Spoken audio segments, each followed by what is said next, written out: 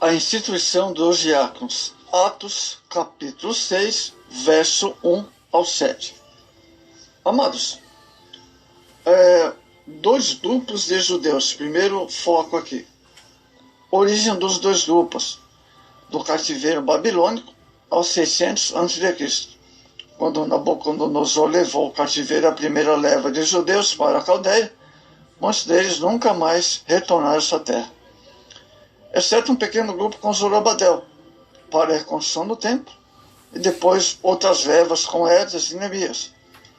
A maior parte continuou pelas nações onde já estavam. Quem os gregos e hebreus do verso 1? Eram dois grupos de judeus que converteram e estavam na igreja. A palavra Heleneskoi é uma referência aos judeus de fala grega, ou da diáspora. Muitos preferem chamá-los de judeus gregos, diferente dos hebraioi, judeus palestinenses ou aramaicos.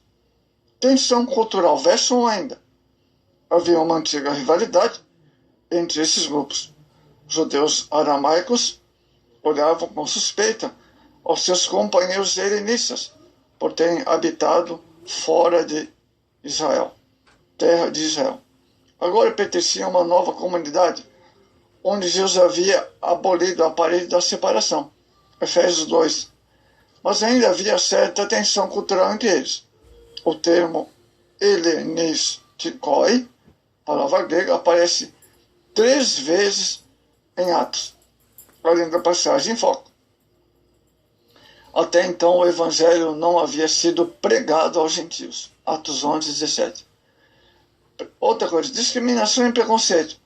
Porque as suas viúvas eram desprezadas no ministério cotidiano. Verso 1 ainda, hein? A discriminação e o preconceito não devem ter lugar no meio dos discípulos de Jesus. Esta praga precisa ser eliminada em nosso tempo, pois isso entristece o Espírito Santo e torna-se uma barreira que impede o Senhor de operar. Isso divide o povo de Deus e o diabo se aproveita da ocasião para suscitar discórdias entre os que professam a fé em Cristo. A obra dos 7 diáconos. Começo da estrutura hierárquica. O texto não diz explicitamente que esses 7 foram escolhidos para o diaconato, mas, como substantivo grego, diaconia, serviço, ministério, o verbo diaconia, em grego, servir, são tema do texto desde o 3º século depois de Cristo. Todos os expositores admitem que eles exerceram o cargo que o apóstolo Paulo mais tarde chama de diácono. Com o passar do tempo, a igreja foi se estruturando de modo que a comunidade cristã em Filipos, ainda nos dias do apóstolo Paulo, já apresentava bispos e diáconos. Filipenses 1:1. O apóstolo dos gentios, no entanto, estabelece regras para a consagração desses obreiros. A convocação, uma Assembleia Geral Extraordinária, verso 2. É a primeira vez, amados, que temos os 12 para designar os apóstolos, discípulos, os seguidores de Cristo, aparecem no livro de Atos. A convocação da multidão pelos apóstolos revela que há decisões na igreja que precisam ser tomadas em assembleias juntamente com os crentes. Função dos diáconos. Segundo a Bíblia, o apóstolo Paulo apresenta 10 qualificações para o diaconato, 16 para o presbitério. A função dos diáconos não ficou muito clara nas cartas polêmicas. O texto de Atos 6 mostra qual deve ser dos 7 escolhidos. Verso 2, servir as mesas. O sentido de servir é o verbo grego diaconia, de onde vem o verbo diácono, que significa servo ou mensageiro. Atividade diaconal. A diaconia, ministério servir, palavra usada tanto no versículo 1, ministério cotidiano, como no versículo 4. Ministério da palavra mostra que os dois serviços têm o mesmo valor. Ambos são compromissos cristãos para servir a Deus e ao seu povo. A diferença residia na vocação dos 12. Aos que têm a chamada para ministrar a palavra, verso 4, é comum ouvir em nosso meio falar de ministério, como sinônimo de pastor ou evangelista. Seria bom acrescentar sempre o termo pastoral, pois a atividade dos diáconos não deixa de ser um ministério. A função do diaconato hoje, o diabo estava armando outra estratégia, desviar os apóstolos das obrigações que eram vocacionados. Pela expressão, mas nós perseveremos na oração e no ministério da palavra, verso 4, mostra que a função dos diáconos se assemelha à dos levitas do Antigo Testamento, ou seja, auxiliar em todas as atividades ligadas ao culto. Números capítulo 3, versos 6 ao 10. Se os apóstolos deviam se dedicar à oração e ao ministério da palavra, obviamente, os 7 estavam sendo separados para os trabalhos auxiliares, e normalmente para funções filantrópicas de caráter social. Por isso, amados, a atividade dos diáconos é justamente de auxiliar nos cultos e nas demais atividades da igreja. Manter a ordem, recepcionar os visitantes, recolher as contribuições, servir a ceia, cuidar do ambiente para o bem-estar do povo de Deus. A escolha dos 7. A igreja escolhe seus diáconos, verso 3. O tema escolher mostra que 7 foram eleitos pela igreja. Os apóstolos apresentavam as qualificações para o exercício dessa importante tarefa, amados. Varões de boa reputação, cheios do Espírito Santo e sabedoria. Verso 3. Depois de Paulo apresentou uma lista de requisitos necessários para o exercício do ministério, amados. Boa reputação, vamos ver? Pois teriam de trabalhar na distribuição de dinheiro. Portanto, é necessário que tivesse uma conduta comprovada pelos irmãos.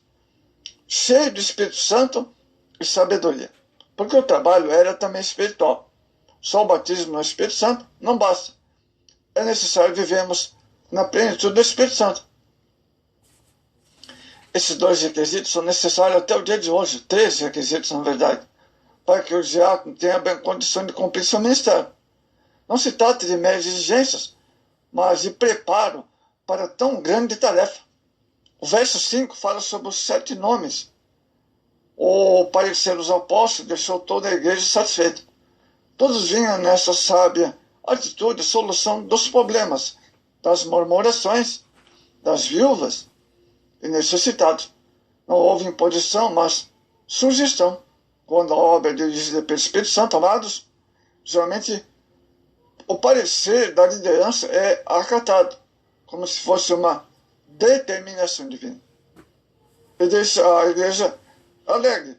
Isso prova que Deus estava nesse negócio. A igreja elegeu os que preencheram requisitos apresentados pelos 12 apóstolos. São eles: Estevão, homem cheio de fé do Espírito Santo; Filipe, o Procópio e Nicanor, e Timão e Parmenas; Nicolau, prosélito de Antioquia. Verso 5. Os 7 tinham nomes gregos. Será que eram todos helenistikoi, palavra grega? Se for assim, isso mostra que o direito dessas viúvas estava assegurado a revelar a idoneidade deles na administração, que agora se tornava transparente e a igreja satisfeita. o destino dos 7 diáconos. Pouco sabe sobre o destino de cada um deles. Pelo discurso de Estevão, registrado em Atos 7, podemos afirmar, amados, que ele era considerável estatura espiritual, pois logo revelou seus talentos. O diácono pode ser um grande pregador, 1 Timóteo 3,13. Nada sabemos sobre os demais, exceto Filipe, que pregou em Samaria, e para o eunuco e da rainha Candace, da Etiópia, Atos 8. E depois de muitos anos aparece como evangelista, residindo em Cesareia Marítima, Atos 21, 8.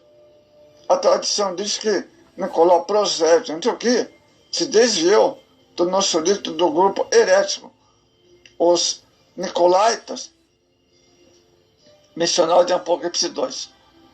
Imposição dos irmãos, verso 6. Os 7 escolhidos pela igreja foram levados à presença dos apóstolos para a imposição das mãos e dessa forma receberam a oração. Bom, concluindo aqui, amados, os apóstolos sabiam delegar tarefas, infelizmente na autoridade, aos que controlam tudo, pois não deixam que os outros façam algo para ajudá-lo. Por causa disso, a obra de Deus sofre, e os que têm talentos são parados, barrados ministerialmente. Por causa disso, a obra de Deus sofre. Certos líderes ficam sobrecarregados com atividades que podem ser encargo dos outros diáconos ou outros que têm talentos na obra e não têm tempo para oração e meditação na palavra de Deus. À noite no culto, não possuem mensagens, pois não têm alimento para o povo e nem entendem a necessidade das ovelhas, e aí não dando oportunidade para os outros, querendo só ele pregar e ensinar na igreja, e despejando assim os outros talentos, e estando assim fora dos padrões que ensinam em Atos dos Apóstolos. Quando se segue o padrão dos apóstolos, o crescimento é de grandes proporções. Então, amados, que cada líder não seja só ele que controla tudo, mas que dê oportunidade para os outros também pregar, ensinar as escrituras sagradas nos púlpitos, nos cultos da noite, na escola dominical. Então, tem que haver ali a distribuição, as funções, conforme ensina a palavra de Deus, e não só líder querer fazer tudo, né, despejando os talentos, as pessoas que têm talentos e dons, e chamados na obra de Deus.